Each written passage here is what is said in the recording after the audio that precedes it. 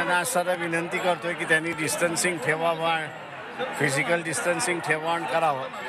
पण ते थोडासा कार्यकर्ते जे काही व्हॉलेंटियर्स आहेत त्यांना ते काय ऐकत नाही अशी परिस्थिती आहे. सर आता काय भूमिका आहे, तुम्ही मंदिरामध्ये प्रवेश करणार आहात? 10 मिनिटात सांगतो मी तुम्हाला. सर जिल्हाधिकारी या ठिकाणी सगळं केलं जाणार, निवेदन त्यांना दिलेलं आहे, काय म्हणणं आहे? ते आम्हाला 2 मिनिटात त्यांचं उत्तर येईल. आता सर पोलिसांना कंट्रोल होत नाही, जे तुम्ही कार्यकर्ते या ठिकाणी जमलेले आहेत प्रचंड आहेत, मोठ्या संख्येने, अगदी सोशल डिस्टन्सिंग नाही, कोरोनाची सगळी परिस्थिती बघितली तर सगळं नियम मोडले गेले. आव्हान मोडले गेले, नियम मोडल्यासाठीच मी इथे उपस्थित आहे.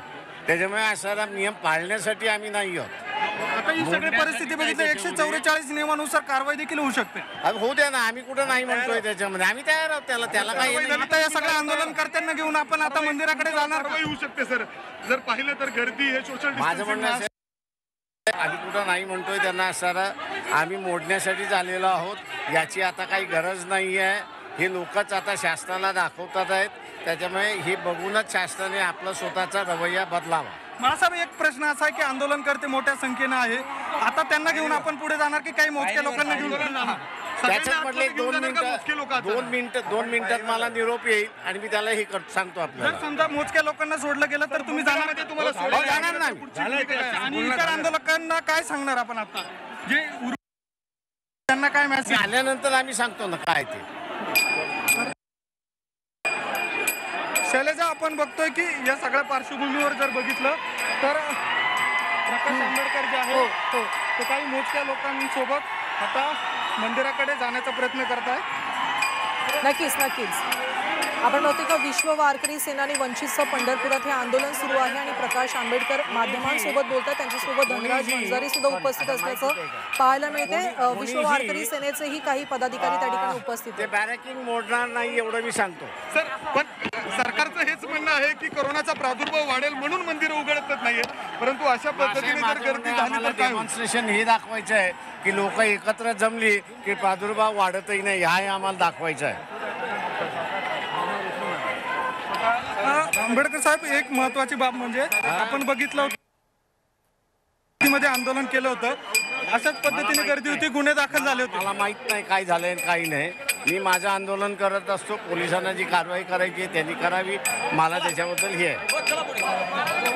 सरकारला काय इशारा आहे आता या सगळ्या सगळी मंदिरं ओपन करावी, मस्जिद ओपन करावी, गुरुद्वारा ओपन करावं आणि त्याच्याच बरोबर त्यांनी बुद्धविहार ओपन करावी. काय म्हणता? आपण बघतो की अगदी आता काही शासनाचे काही वारकऱ्यांवर ठाम आहे. शासन म्हणजे मालक नाही एवढं लक्षात घ्या. लोक हे शासनाचे मालक आहेत एवढं लक्षात ठेवलं पाहिजे. चला, बरं, आता मंदिर उघडलं जाणार की फक्त पायरीवर जाऊन आपण ज्या पद्धतीने आंदोलन ठरलं होतं त्यानुसार रिटर्न येणार? आता बघा तर खरं आम्ही काय करतो ते. 2 मिनिटात यायचं आहे ना.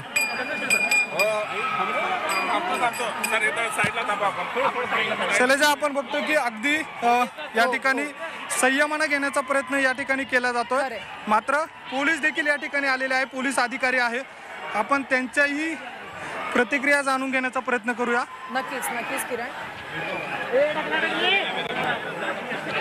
नियम मोडण्यासाठीच मी या ठिकाणी उपस्थित आहे असं प्रकाश आंबेडकर म्हणतात. आता पोलीस यावरती काय प्रतिक्रिया देत आहेत आपण बघूया. झी24 तासचे आमचे प्रतिनिधी किरण ताजनी या ठिकाणी उपस्थित आहेत आणि सध्या प्रकाश आंबेडकर आणि पोलीस अधिकारी यांचं बोलणं सुरू आहे. चर्चा चालू आहे, शासनाच्या शासन स्तरावर चर्चा चालू आहे. सध्या यांना इथं थांबवण्यात येईल. त्यांना काय आतमध्ये सोडलं जाईल? आतापर्यंत नाही तसा कोणता निर्णय झाला. काही मोजके लोक आतमध्ये आलेले, काय घेऊन निर्णय त्यांना आतमध्ये सोडलं गेलं? खूप धक्काबुक्की शक्यता होती त्या ठिकाणी आंबेडकर साहेबांना होऊन त्यांना इथं आतमध्ये. पोलिसांचं संख्याबळ बघता अगदी मोठ्या प्रमाणात गर्दी आहे. काय तात्काळ निर्णय घेतला जातोय?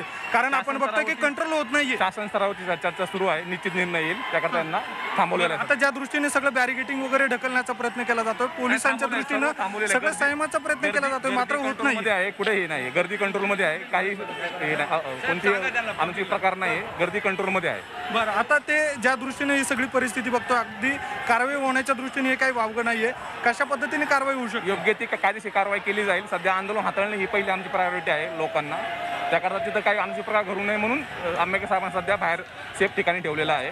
सध्या कंट्रोलमध्ये. कशा पद्धतीने आपण बघतोय एकंदरीतच या ठिकाणी मोठ्या संख्येनं पोलिसांचा बंदोबस्त होता, तरी देखील आंदोलनकर्ते जे आहे ते मोठ्या संख्येने या ठिकाणी आले होते. आपण थेट दृश्यांमध्ये बघू शकतो.